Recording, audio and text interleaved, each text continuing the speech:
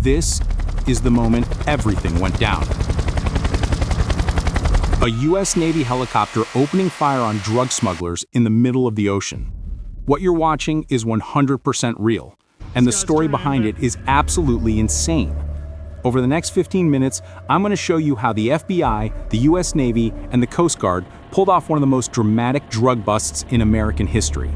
2 tons of cocaine, $100 million, and a high-speed chase that ended with a military strike at sea. 6 months before that helicopter opened fire, FBI agents in Miami were tracking one of the most dangerous drug cartels operating in the Western Hemisphere, Los Sinaloa. The same organization responsible for flooding American cities with cocaine, heroin, and fentanyl. Through wiretaps, informants, and months of surveillance, investigators pieced together something massive. The cartel wasn't just moving drugs through the southern border anymore. They'd shifted tactics. They were going by sea. The plan was sophisticated. A high-performance go-fast boat, basically a speedboat on steroids, would launch from the coast of Colombia, packed with over 4,000 pounds of pure cocaine. The street value? Over $100 million. These boats are built for one purpose: outrunning law enforcement. Twin outboard engines, minimal weight, no registration, no lights. They can hit speeds over 50 miles per hour on open water, and they're nearly invisible to radar. The FBI knew that if this shipment made it to shore, it would disappear into the streets within hours. Thousands of Americans would overdose, the cartel would make a fortune, and the smugglers would vanish. But the agents had one advantage. They knew the route, they knew the timeline, and they knew they couldn't stop it alone. Within hours, the FBI contacted the U.S. Coast Guard and Navy. A joint task force was assembled. Intelligence was shared. Assets were moved into position.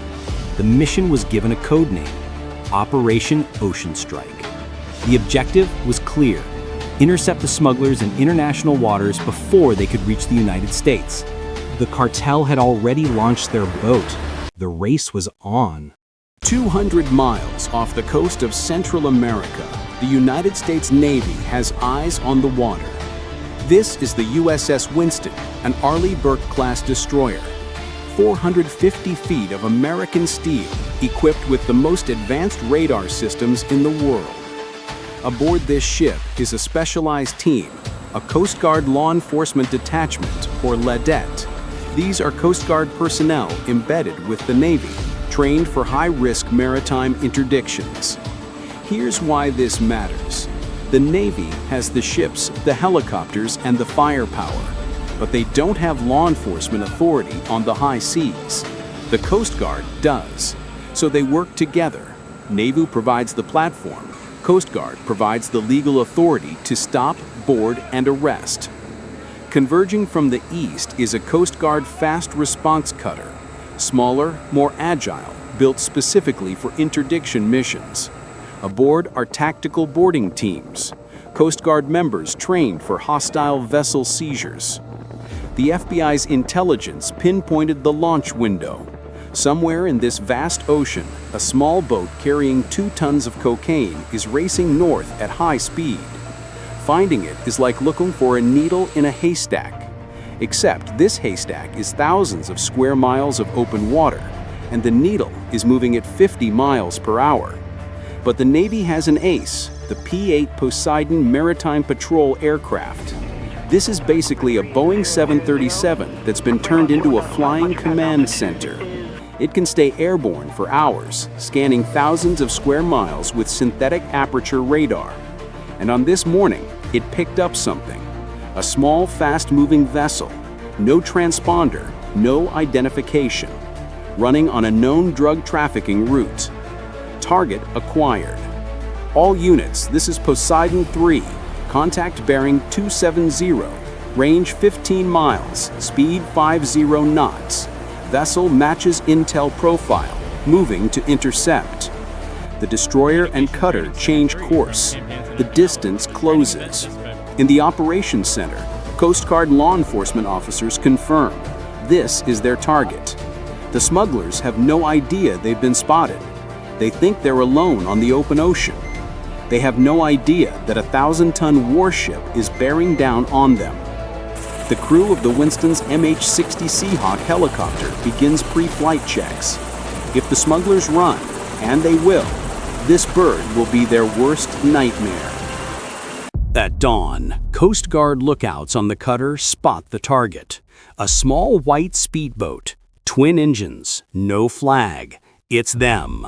Unidentified vessel, this is the United States Coast Guard. Stop your engines and prepare to be boarded. No response. The smugglers see the American vessels, and they make a choice. They run. The cartel boat's engines scream to life. Water explodes from the stern as they hit full throttle. 50 miles per hour, bouncing over waves, desperate, terrified. The Coast Guard cutter launches its over-the-horizon interceptor boat, a 26-foot pursuit craft. Tactical team aboard, weapons ready. The chase is on. Open ocean, no backup for hundreds of miles. The smugglers zigzag, trying to shake their pursuers, but the Coast Guard stays locked on. From the deck of the Winston, the Seahawk launches. This is where the Navy brings overwhelming force. The helicopter streaks low over the waves, closing the gap in minutes. The smugglers look up, and for the first time, they realize they're not getting away. The smugglers panic. They start throwing their cargo overboard. Bale after bale of cocaine splashes into the ocean. They're destroying evidence. Tens of millions of dollars dumped into the sea. But they're not stopping the boat. The Coast Guard has a specialized team aboard that helicopter. HITRON, Helicopter Interdiction Tactical Squadron. Precision marksmen trained for exactly this scenario. They're authorized to use disabling fire, and they're about to use it. The HITRON marksman aboard the Seahawk is armed with a precision rifle. His target, the smuggling boat's engines. Not the crew, the engines. The helicopter closes to within 50 yards. The boat is still fleeing, still dumping cocaine. The officer in command gives the order. Controlled bursts, precision shots. The rounds hit the twin outboards dead center. One engine explodes in a shower of metal and smoke. The second engine seizes, propeller grinding to a halt. The go-fast boat lurches violently and dies in the water. Dead stop. The chase is over. 1,300 miles from shore. Two smugglers, nowhere to run. And a Coast Guard tactical team closing in fast. 4,475 pounds. That's 2.3 tons of pure cocaine. At wholesale prices, this load is worth approximately $100 million. On the street, cut and distributed, triple that. The cartel just lost $300 million in potential revenue. Every brick is photographed, weighed, cataloged, chain of custody maintained. This evidence will be used to prosecute not just these two smugglers, but potentially dozens of others in the cartel network. The suspects are read their rights, handed over to federal custody. They're facing mandatory minimum sentences of 10 years, but with the quantity seized, they're looking at life in prison.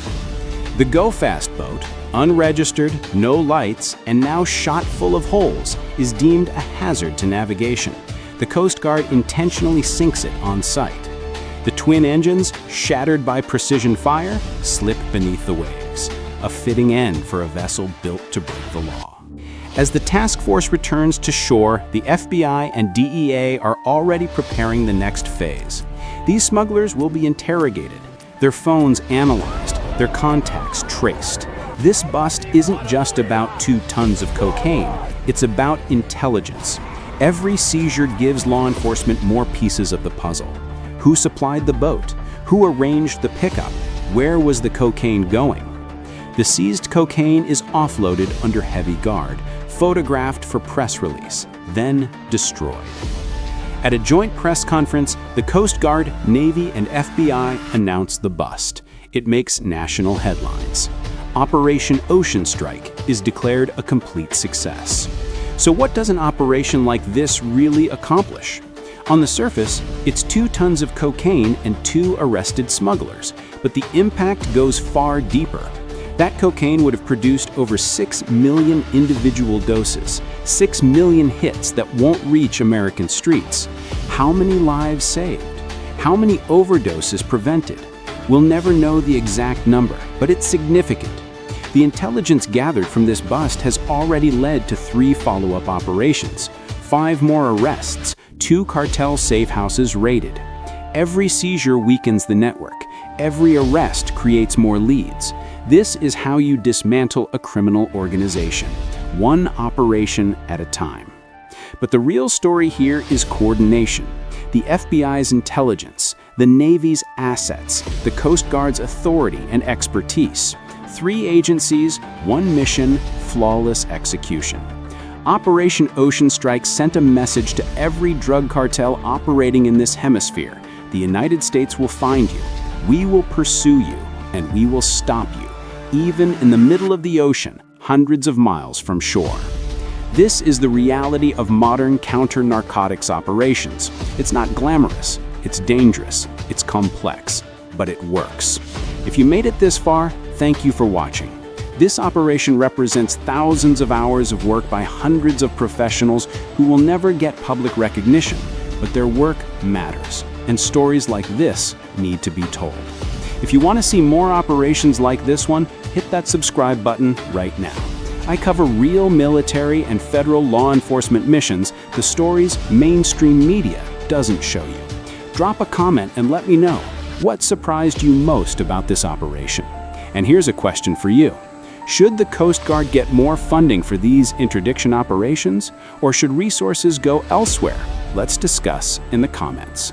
Thanks for watching, stay curious, and I'll see you in the next one.